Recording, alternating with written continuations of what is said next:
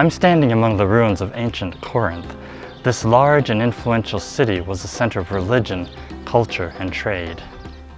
When the Apostle Paul arrived in Corinth around 50 AD, he found work as a tent maker with husband and wife business team Aquila and Priscilla. Aquila and Priscilla had a heart for mission, and they faced a formidable mission challenge in this pagan city. Tent making may have been Paul's trade, but mission was his calling. And the Bible tells us that he reasoned every Sabbath in the temple, convincing both Jews and Greeks. Today we have modern tent makers. They don't necessarily make tents, but like Paul, they use their trade or profession to support their mission.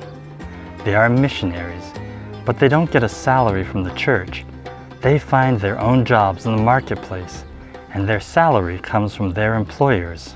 I decided that I should, just keep going and being a missionary as the purpose of my life. Through tent making, I could actually do my profession and be a missionary and take Jesus to people. Tent makers usually work in countries and areas where regular mission work is difficult or not possible. They can work in places where missionaries are not allowed.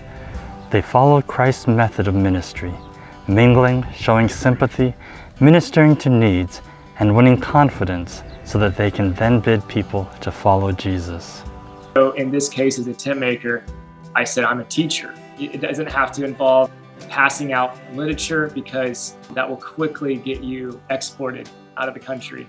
So it requires being an authentic, friendly person, but covertly sharing the truth. This friend of mine, this colleague that I worked just sitting next to her for a long time, we had many opportunities to share, to talk about spiritual things.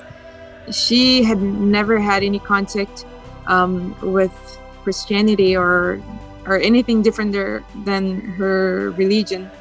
And just knowing that if not by you, maybe they would never hear anything about Jesus.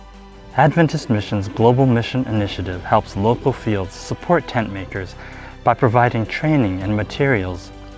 Global Mission also helps with spiritual retreats so that tent makers can meet together, share experiences, get training, and most important, fellowship and be spiritually refreshed. Tent makers often work in isolation, and this connects them with others who are facing similar experiences. It's the biggest mission that we can ever do, You don't need to be a nurse or a pastor or a teacher. You can be anything. So I praise God for that.